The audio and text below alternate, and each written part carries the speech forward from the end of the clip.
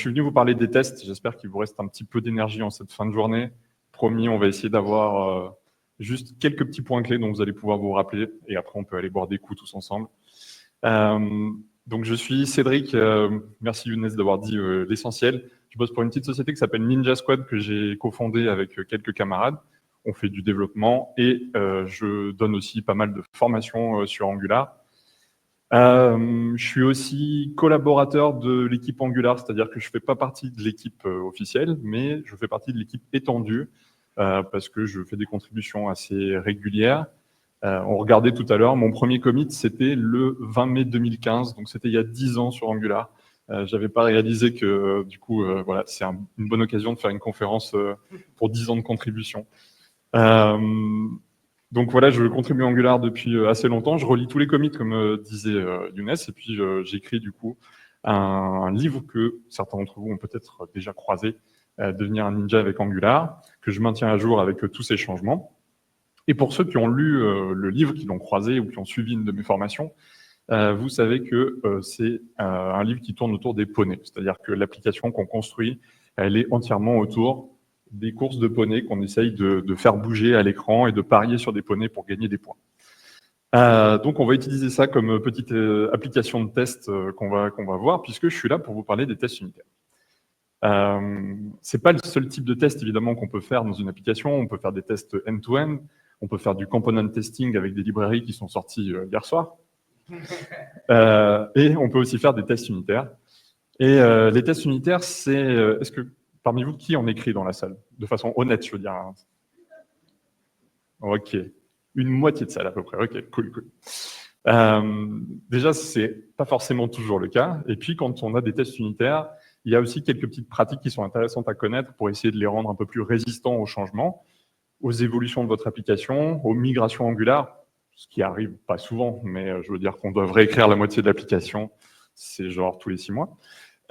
Et donc, du coup, on a quelques petits conseils à vous donner sur ce talk. Les tests unitaires, c'est quand même quelque chose que je trouve important parce que c'est la couverture de base qui est facile à écrire pour couvrir tous les scénarios que vous voulez vérifier et qui va quand même s'exécuter très rapidement. En quelques millisecondes, vous pouvez exécuter des tests. Donc, c'est une couverture que je trouve importante, un filet de sécurité qui est important pour vos applications et qui vous permet ensuite de faire vos mises à jour sereinement. Donc, on va tester une petite application basée sur les poneys, comme je vous disais. C'est une application qui, pour l'instant, est avec Zone.js. Et elle a tout simplement un écran de recherche avec des poneys. Ça affiche une liste de résultats et on peut supprimer un poney dans la liste. Donc, ça ressemble à quelque chose comme ça. On a donc un écran de recherche. Vous voyez qu'il y a un champ de recherche. On peut taper dedans. Quand on tape une recherche, ça va mettre à jour l'URL, vous voyez, avec le paramètre, avec la requête qu'on fait. Ça rafraîchit la liste qui est en dessous, et puis on peut supprimer des éléments. Et si jamais on vide le champ de recherche, on va revenir sur la liste de départ. Donc, un écran assez classique, mais donc il a été implémenté par les développeurs sous la façon suivante. On a un composant parent qui affiche tout ça, qui est le composant ponies. Et ce composant, il affiche en fait 2 sous-composants. Un qui se charge du formulaire de recherche, qui est la partie qui est en haut avec le petit champ de recherche et le bouton. Et puis, un écran de résultats, la liste des poneys qui sont des résultats, qui affiche n fois le composant pony en fonction des résultats qu'on a eu. Et pour ça, ça appelle un service qui appelle probablement le backend pour récupérer ces données. Quand, du coup, on va taper quelque chose dans le champ de recherche, ça va mettre à jour l'URL avec la query qui va bien, et le composant PonyList, lui, il s'abonne aux paramètres de recherche pour réagir aux changements et recharger la liste de résultats. C'est un pattern qu'on croise assez souvent, qui permet de stocker dans l'URL la recherche, au moins si on fait un F5, hop, la page se recharge avec le bon résultat. Et donc, on va essayer de voir comment on fait pour tester cette page. Donc, si vous générez ces composants avec la CLI, elle va vous générer trois composants et 3 fichiers de test associés. Et vous pouvez tester ces composants en isolation, mais souvent, ça a du sens quand vous avez un composant comme le composant ponies qui en utilise d'autres, d'essayer de tester celui-là de façon un peu plus complète pour voir si vraiment la page fonctionne bien dans son ensemble. Donc pour faire ça, on va utiliser vraiment l'API native d'Angular pour écrire des tests, qui s'appelle le testbed. C'est une API qui est un peu verbeuse, comme vous le savez sans doute si vous l'avez utilisée, mais c'est la solution officielle pour écrire des tests, donc c'est ce qu'on va essayer d'utiliser. Et donc, pour faire un test, tu commences par configurer un module de test dans lequel tu peux définir du coup des providers à utiliser. Et en l'occurrence, du coup, ici, on va utiliser un faux service dans notre test, un faux pony service. Pour ça, pour créer donc un mock, on va utiliser Jasmine qui fournit du coup la possibilité de faire ça. Et vous voyez qu'on liste du coup toutes les différentes méthodes qu'on veut moquer. Et par injection de dépendance, on va ensuite utiliser ce service dans le module de test. Comme aussi notre composant il joue avec l'URL du navigateur, il va falloir qu'on ait une partie où on va pouvoir gérer les paramètres qui sont affichés dans la requête pour que ça puisse déclencher des recherches et puis qu'on puisse vérifier que quand on tape quelque chose dans le champ, les paramètres qui sont dans l'URL sont bien corrects. Donc pour ça, on va utiliser une fausse route. Vous voyez qu'on fournit l'activated route en passant un objet qu'on a déclaré vraiment manuellement en haut et qui permet de moquer les paramètres de l'URL avec la query paramap à laquelle on peut normalement s'abonner pour réagir au changement de l'URL. Et aussi, on moque la snapshot, qui est la photo des paramètres au moment où le composant est monté. Ensuite, le test en lui-même, on n'aura qu'un seul test et puis on va le faire évoluer au fur et à mesure. Ce test, en fait, il va commencer par vider les paramètres de l'URL, donc il met des objets vides dans les query paramap. Ensuite, derrière, il va créer le composant qu'on veut tester. Donc pour ça, l'API officielle du testbed, elle vous fournit une méthode qui s'appelle createComponent. Vous lui passez le composant que vous voulez tester. Et ensuite, vous récupérez une fixture. Et on va le voir, cette fixture, elle contient plusieurs propriétés, dont une propriété qui s'appelle nativeElement, qui vous permet d'aller récupérer dans le DOM des éléments. Donc ici, on va récupérer le champ de recherche. Et on fait une première vérification que, par défaut, le champ de recherche, il est bien vide. On vérifie aussi que pour l'instant, il n'y a pas de résultat à l'écran. Donc, sur la fixture, vous avez aussi accès au debug element. C'est un peu différent du native element. Le native element, c'est le DOM qui a été généré. Le debug element, lui, il vous permet d'aller requêter les autres composants ou directives qui ont été créés dans le template. Donc là, on voit qu'on va chercher tous les composants pony component avec une syntaxe assez verbeuse, encore une fois, fournie par le testbed, mais qui permet de dire, OK, combien il y a de composants pony component qui sont affichés? Pour l'instant, il y en a 0, ça a l'air bien. Ensuite, le test, il va essayer de mettre une valeur dans le champ de recherche et de vérifier que les paramètres dans l'URL se sont bien mis à jour.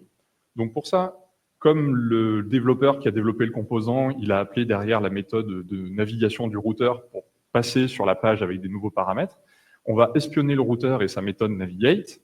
Puis ensuite, le développeur, ce qu'il a fait, c'est qu'il a été chercher dans le sous-composant de recherche, il a été chercher le formulaire et il a directement été sur le form control du formulaire pour mettre la valeur qu'il voulait dans le formulaire.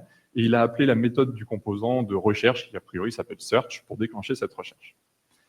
Derrière, il peut ensuite vérifier que la méthode navigate du routeur, elle a bien été appelée avec les bons paramètres. Donc ici, on a mis blue,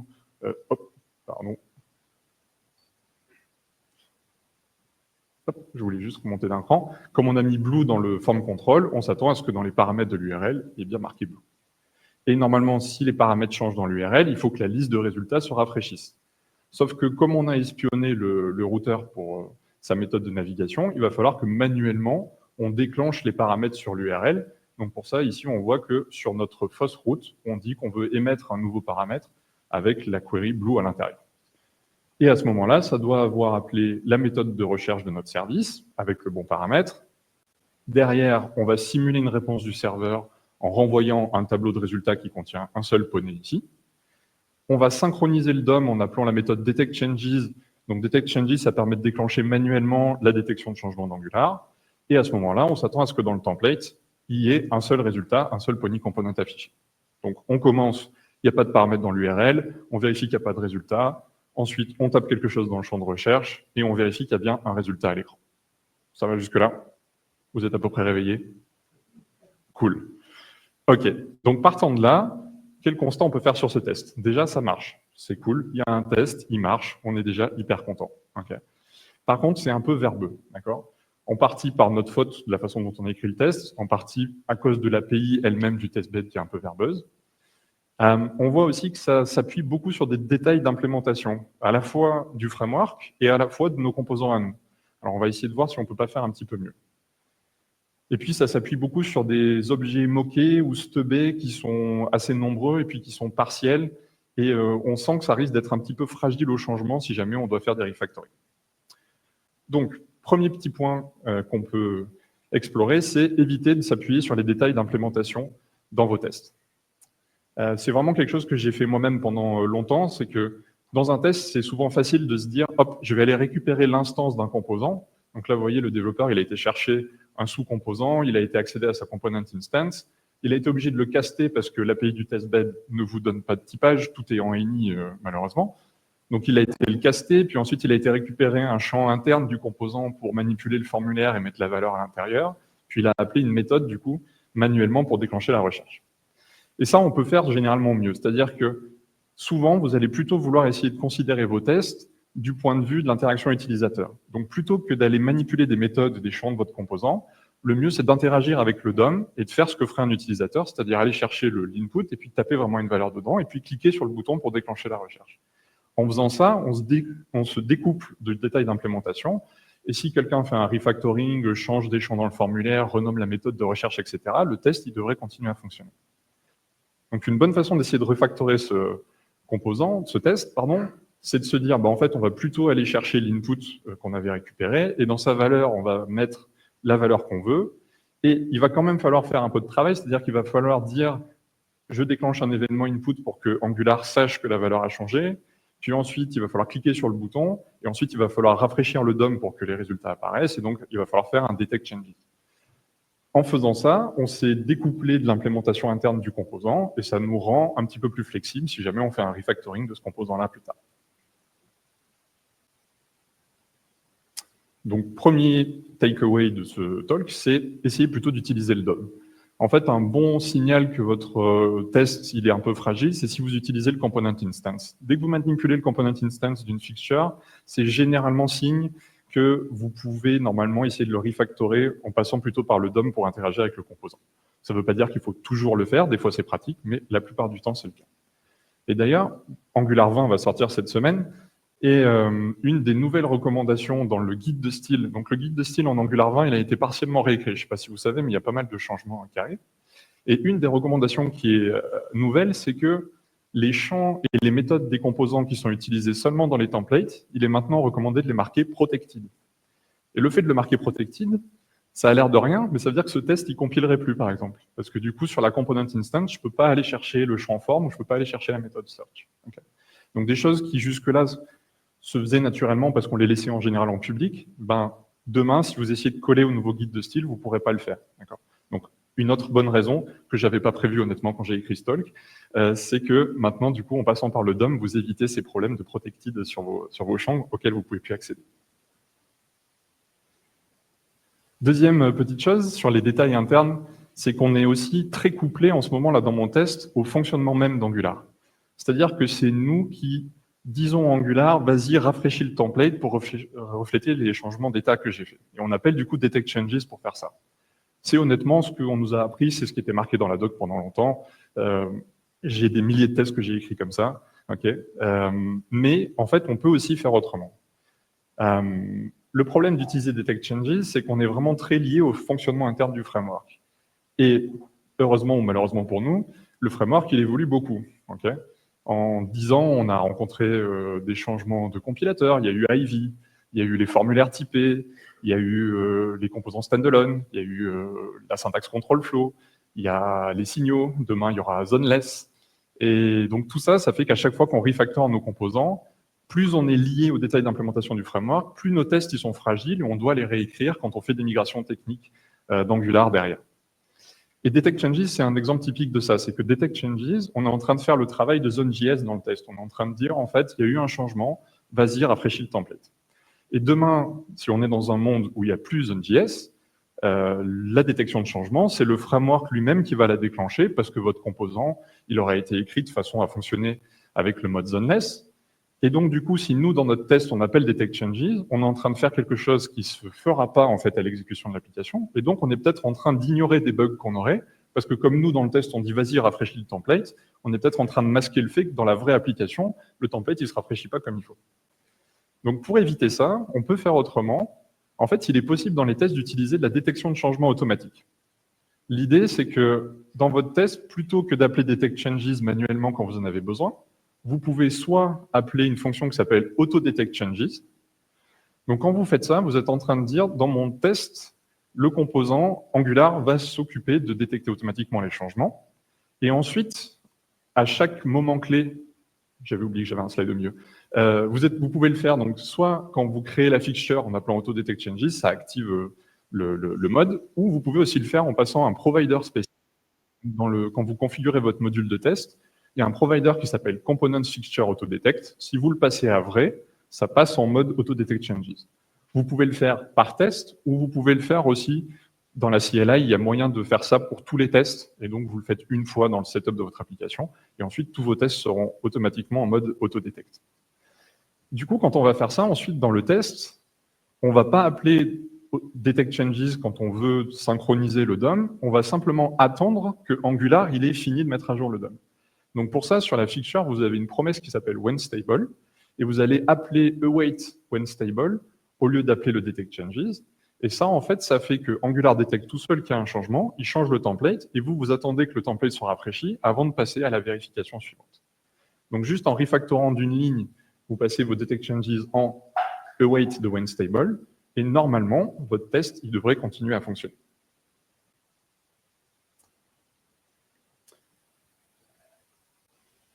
Et ça nous prépare pour un monde éventuel où on sera en zoneless. Je ne sais pas si on y arrivera à passer des applications existantes parce que ça demande pas mal de travail. Mais l'idée, c'est que si vous préparez vos tests en les faisant en AutoDetectChanges comme je vous montre, vous êtes un petit peu plus prêt pour le mode zoneless parce que vous utilisez plus DetectChanges manuellement. Donc, normalement, ça veut dire qu'Angular fait le travail pour rafraîchir les composants correctement. Et ça veut dire que si vous basculez votre application en zoneless, alors je ne sais pas si vous savez, mais donc en Angular 20, ça devient en développeur preview, le mode zoneless. Jusque-là, c'était expérimental, maintenant ça devient en développeur preview. Donc, dans votre application, si vous changez Provide Zone Change Detection en Provide Zoneless Change Detection, la fonction, elle a été renommée, il y avait un expérimental dedans jusque-là, mais en Angular 20, ça disparaît. Vous passez donc votre application en zoneless. Évidemment, il faudrait que je refactor les composants pour que ça marche, mais ça serait un sujet de talk à part entière, ok ? C'est pas celui qui nous intéresse. Nous, on veut parler des tests. Et donc, dans nos tests, si on veut les passer en zoneless, pareil, dans les providers de votre test, vous pouvez utiliser le Provide Zoneless Change Detection. Vous voyez que j'ai remplacé du coup le component Fixture AutoDetect par le Zoneless Change Detection, parce qu'en fait, celui-là, il active automatiquement le AutoDetect qu'on voyait jusque-là. Donc, il n'y a pas besoin de mettre les deux, ça fait la même chose.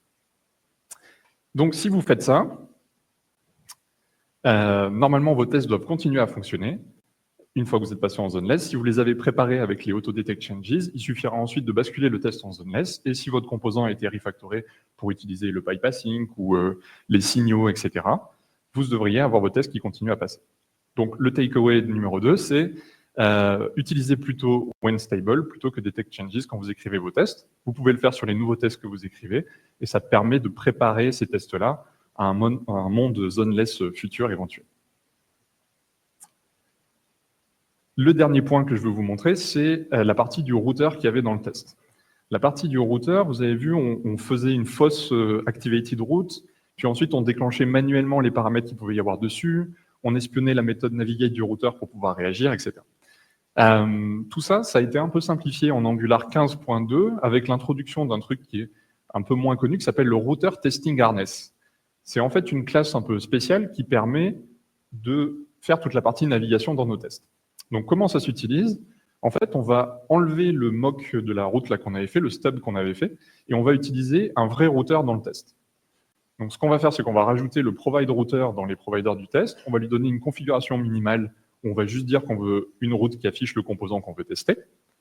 Et ensuite, dans notre test, plutôt que d'appeler le create component pour créer le composant, ce qu'on va faire, c'est utiliser le router testing harness pour dire qu'on veut naviguer vers telle route.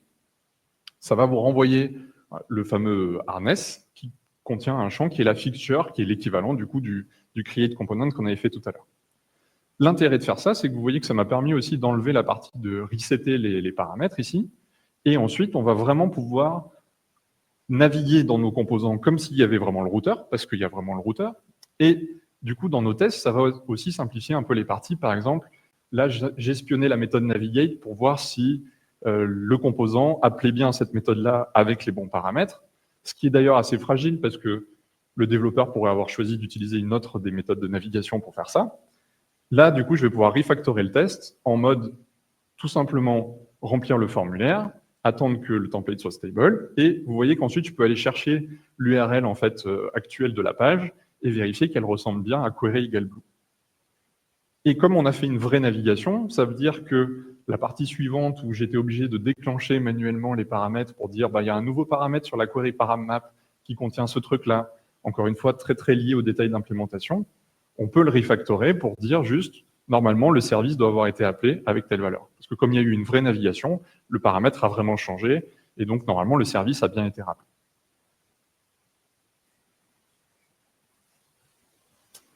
Donc pour résumer, 3 petites choses à se rappeler. La première, c'est essayer de ne pas trop s'appuyer sur les détails d'implémentation et donc notamment plutôt utiliser le DOM quand on veut interagir avec le composant.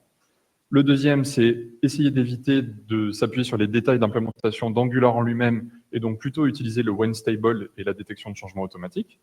Et le troisième, c'est quand vous avez des problématiques de routage dans vos tests, plutôt utiliser le router testing harness qui permet en fait d'avoir des vraies navigations et de pouvoir regarder si les paramètres sont bien changés, etc. J'ai une dernière chose à vous montrer là-dessus. C'est plus une pratique générale pour l'écriture des tests, qui est vrai pour les tests unitaires, mais qui est vrai pour les tests end-to-end et qui est vrai quelle que soit la techno que vous utilisez. Je ne parle pas d'outillage dans la présentation. Vous avez vu, même s'il y a des nouveautés en Angular 20 sur l'outillage, puisqu'il y a, par exemple, dans la CLI, maintenant, on va pouvoir lancer les tests avec un autre librairie de test qui s'appelle Vitest. Donc, jusque-là, on avait Karma qu'on utilisait par défaut, c'est ce qui était généré par défaut. Maintenant, il y aura aussi cette solution Vitest qui sera disponible de façon expérimentale pour l'instant. Mais justement, c'est pas vraiment un pattern qui est lié à une librairie de test ou quelconque, ou même à un mode de test quelconque. C'est ce qu'on appelle le Page Object Model. C'est quelque chose que vous avez peut-être déjà croisé dans d'autres technologies, mais ça s'applique particulièrement bien sur les tests de composants qu'on peut faire. L'idée, c'est qu'en fait, on va faire une classe de test qui permet d'encapsuler les accès différents morceaux du template, qui vont nous permettre de faire une abstraction de ça et de rendre les tests un peu plus lisibles pour éviter de répéter des logiques de sélection d'éléments dans le DOM à récupérer. L'idée, c'est que vous pouvez faire ça soit avec les API du testbed classique, vous pouvez le faire en utilisant des librairies open source comme il y a Spectator, qui est une librairie qui est assez connue, qui permet de faire ça. Et avec mon collègue Jean-Baptiste, qui est d'origine belge, on a fait du coup une librairie qui s'appelle Speculos. Speculos, petit hommage à la Belgique, évidemment. C'est une librairie qu'on a écrite en 2018, donc c'est quelque chose qu'on a fait au tout début d'Angular, parce que l'API du testbed, on la trouve un peu trop verbeuse, pour être honnête, comme vous l'avez vu, et on voulait quelque chose qui nous permette d'écrire les tests de façon un petit peu plus fluide.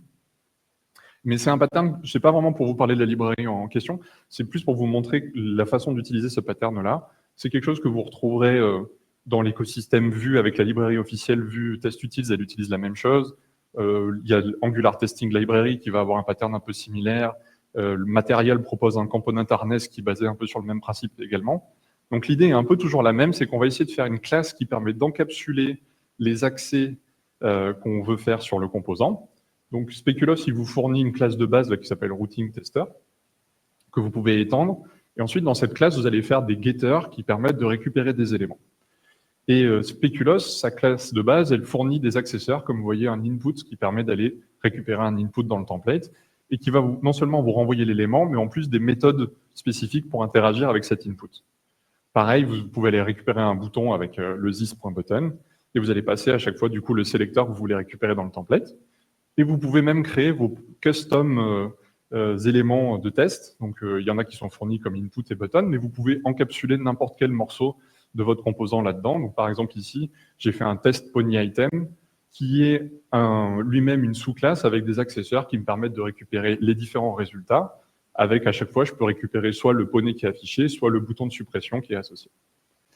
Et ça, ensuite, vous allez l'utiliser pour écrire votre test. C'est-à-dire que vous allez pouvoir utiliser Speculos dans votre application ou une autre librairie du même genre. Souvent, ces librairies elles vont fournir des matchers aussi supplémentaires, donc qui permettent de facilement vérifier qu'un élément, il a tel texte, il a telle value, il a tel attribut, il a telle classe, avec des matchers un peu plus fluides que devoir accéder aux différentes propriétés DOM et les vérifier manuellement. Et vous voyez qu'on a aussi une fonction là qui s'appelle create mock. Alors, je vous fais le avant-après. Et le create mock, en fait, il permet par introspection de créer du coup des mocks qui ont les bonnes méthodes dessus. Ça fait que quand le service il évolue, il y a des nouvelles méthodes à moquer, vous n'avez pas besoin d'éditer le test pour les rajouter, ça va se faire automatiquement. Une fois que vous avez fait ça, ensuite, pour créer votre composant, vous pouvez quand même utiliser le testing harness, mais en fait, on va passer ce testing harness au testeur, à la classe de test qu'on a fait tout à l'heure, et s'appuyer là-dessus, il va récupérer l'instance du composant, et il va vous renvoyer donc une instance de ce testeur, une sorte de wrapper autour du composant que vous voulez tester, et ce wrapper va vous fournir tous les différents accessoires qu'on a vus tout à l'heure, et ça permet de refactorer le test complet qu'on avait vu. Je vous montre le avant-après pour vous montrer la différence spectaculaire. Okay. Avant, après. Okay. C'est vraiment le même test, ça fait la même chose, mais en fait, ce qui va se passer, c'est qu'on va utiliser par exemple le query input pour récupérer l'élément, et on voit qu'on a un matcher custom qui permet de faire un to-have value. On voit qu'on peut aller récupérer la liste des résultats en faisant juste un tester.ponies et vérifier s'il y a bien 0 élément. On voit qu'on peut interagir avec ces éléments, donc il y a des méthodes qui sont disponibles sur ces inputs ou sur ces buttons. Donc vous avez une méthode fillWith qui permet de remplir un input. Et vous voyez que la différence par rapport à l'API native du testbed, c'est que si tu utilises l'API native, tu es obligé de remplir la valeur, faire un dispatch event et faire un when stable derrière pour attendre que ça soit stable. Et là, vous voyez qu'on n'a pas besoin de faire tout ça. Le fillWith, il va automatiquement pour vous émettre l'événement input et attendre le when stable. Donc c'est pour ça qu'il y a un await devant. Pareil pour le click. Et ça fait qu'on fait carrément disparaître tous les détails d'implémentation d'Angular. Il n'y a plus de detect changes, il n'y a plus de when stable, etc. à écrire dans le test. Ça va se faire automatiquement. Donc c'est vraiment le même test, mais que vous pouvez réécrire avec ce pattern pour encapsuler la logique d'accès. Et grâce à Speculoos ou une autre librairie équivalente, vous pouvez du coup écrire des tests qui sont un peu plus fluides à écrire comme ceci. Donc pour résumer ce qu'on a vu, si vous voulez essayer d'écrire des tests qui vont résister un peu aux changements futurs d'Angular, et c'est quelque chose qui vient de notre expérience d'avoir des applications qu'on maintient depuis 10 ans et qu'on a fait évoluer littéralement de Angular 2 jusqu'à Angular 20 qui arrive mercredi. Si vous voulez faire des tests qui soient le plus résistants possible, c'est essayer de ne pas s'appuyer sur les détails d'implémentation du framework ou de vos composants. Essayez plutôt d'utiliser OneStable pour attendre que le DOM soit synchronisé. Et puis, utiliser le router testing harness pour la partie navigation. Et éventuellement, si vous voulez aller plus loin, le PageObject model, là, ce pattern qui peut être intéressant pour essayer de faire des tests un petit peu plus faciles à lire.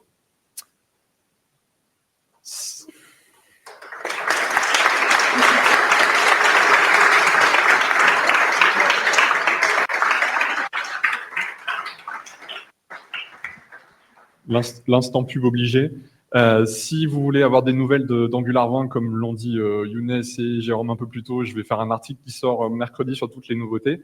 Et pour ceux parmi vous qui veulent apprendre Angular et avoir un livre que vous pouvez payer le prix que vous voulez, ou tout un accès à une plateforme d'exercice sur lequel vous pouvez avoir 30% de réduction avec le code ngBaguette, vous pouvez aller sur ce site-là. Et c'est le bouquin que j'ai écrit, que j'ai sorti en 2015 et que je maintiens depuis, que j'ai réécrit plein de fois pour tous les changements qu'on vient d'évoquer. Et ça n'aurait pas été possible de faire ça sans toutes les pratiques de test que je vous ai montrées avant. Donc voilà, si vous voulez avoir un exemple pratique de qu'est-ce que c'est de maintenir un projet depuis 10 ans et que vous voulez apprendre Angular et avoir des mises à jour régulières, vous pouvez venir là-dessus. Merci pour votre attention.